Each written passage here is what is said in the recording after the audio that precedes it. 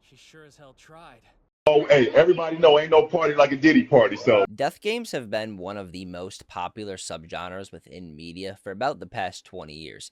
And even as of just like a couple days ago, Squid Games has been dominating every feasible chart out there. It's currently number one in every single country on Netflix. And even if we look at anime, you'll see death games are littered all the way throughout it, like Tomodachi game, for example. The thing is, though, with this genre, at least typically speaking, it can get pretty repetitive. Because at the end of the day, it's typically one of two things: a battle royale or a children's game that's amped up by death that is then used for entertainment for rich people. So if you've watched enough of them, it can get pretty repetitive. Yeah, there's going to be obvious differences between them, like, for example, Tomodachi game. Yuichi, if I believe that's his name, if I'm not mistaken, he's like a super master manipulator and is like just so unbelievably smart. While with Squid Game, for example, Gi Hyun, or the hell you say his name, Gi Hun, or whatever, he's not like that at all. And of course, the games differ, obviously. Even like the quote unquote more children like games, they differ. But at the end of the day, they are all relatively similar, at least like the overarching plot of them is. But last night, I came across this anime that puts a very unique twist on this genre, that being Darwin's Game. Darwin's Game definitely has some shortcomings that I'll talk about in a minute, but for the most part, it's a fairly good show that breathes some fresh air into this genre. It differentiates itself from the others by how the game operates and by giving the characters powers. Darwin's Game is legit an MMO that takes place in real life. In real life, I mean, obviously, like as in universe. And the way you play this game, or the way you join this game, is you get an invite on your phone, and if you click accept, a snake comes out of your phone and legit bites you on the neck.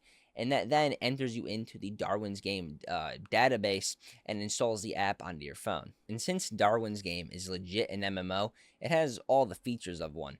Like, it has a ranking system from rank D to rank A, and you rank up by getting points, and you get points by killing or defeating other Darwin's game players. You can then spend the points in the in-game store by either exchanging them in for cash, buying weapons, or you can even buy an exemption from getting killed, or like allowing players to attack you. However, that exemption doesn't cover you entirely. It only covers them from like starting a surprise match from their phone, like miles away. But if they're face to face in front of you, they can start a match and kill you. You can also form a guild, and guilds operate like how you think a guild would typically. You can go on raids, you can challenge other guilds, and so on and so on. And these battles are straight up battles to the death that are then amplified by the powers. When the snake bites you on the neck, it also grants you a power, a sigil. And these sigils are basically like your class in a way, and they range vastly, like some rarer than others. There's plant manipulation, there's Doflamingo basically, there's Laplace, which is based upon Laplace's demon, and the ability to recreate anything. There's also like hundreds upon hundreds more. The sigils make the fights a lot cooler as well.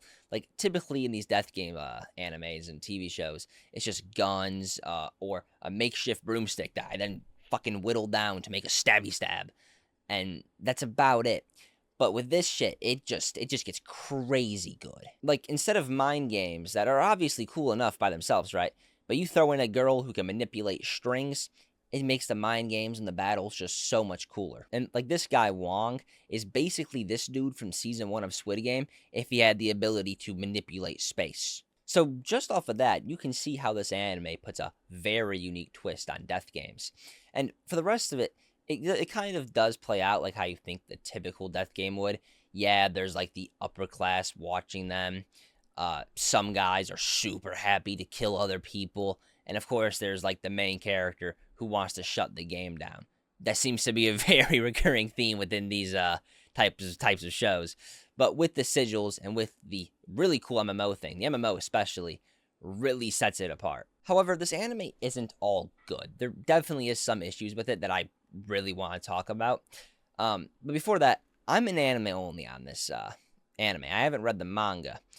But with that being said, even though I'm an anime only, I can assume that they cut out a decent amount of content. I say this because of the guilds. In the beginning of the anime, Shuka wanted Kaname to make a guild or a family, because she doesn't have any more family, so the guild is basically her family. And he couldn't make it because, well, he's not a high enough rank. You unlock it at, I believe, like B rank, you unlock the ability to do it. I'm not exactly sure, but somewhere around there. However, they are able to make alliances, like, but there's not official, right?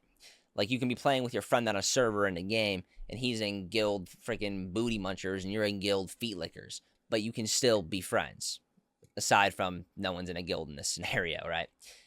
But if we fast forward to, like, episode 10 or 11, out of nowhere during a battle, it's just randomly said, yeah, we're in a guild and we're the Sunset Ravens. It's just out of nowhere, just straight up out of nowhere.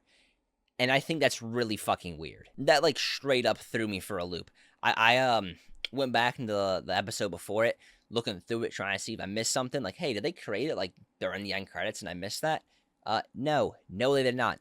It just is straight up just thrown out of nowhere, like a lore. Fuck it. Lore bomb, boom. Hey, we're in a guild. Yeah, what up, Chinese lady? Fucking join my guild. It's so weird. There's also a few other issues aside from that one, like the pacing. And I'm not saying the pacing is too fast or too slow. I'm actually saying it's both. Like, most of the anime is spent, I'd say, I didn't count it, but at least six or seven episodes. I'd say about 6, probably, were spent in this one arc, the treasure hunt arc. And there's parts in that arc that are just way too slow. And then once you finish that arc, there's like 3 or 4 episodes left. And that's when that random lore drop happens. And just fights, like the fights against the 8th clan, who are like the main villains of this season. It just goes by way too quick. And that's another thing.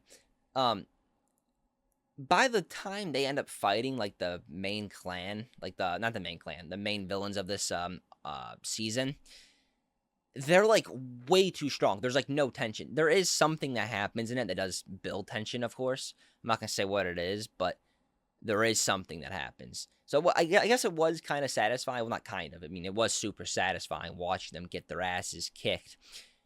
But in terms of closeness, there was no closeness in the battle at all. They legit just straight up destroyed them. It's like that one, I don't know if y'all ever seen it, that corny ass Mafia game ad where it's like level 99 boss versus level 1 crook. And it was like that kind of. It was so weird. But the reason it was weird is because he's built up, this main villain guy is built up throughout the treasure hunt arc to be like this super strong dude, and he just gets bitched. But, I mean, I'm kind of glad he got bitched, don't get me wrong. I just wish there would have been a bit more to it. With that being said, though, it's a good show. I seen on Reddit and a few other places that some people hate on this anime, like, a lot, which I don't really get that hate. Personally, I do have a tendency to rate things higher than I probably should. I mean, if you look at my other videos. But I'm giving this one a solid 8. I think it was good. Honestly, I was going to give it a 9. When I first was thinking about making this video, like, damn, this anime is low-key a 9. This shit was good.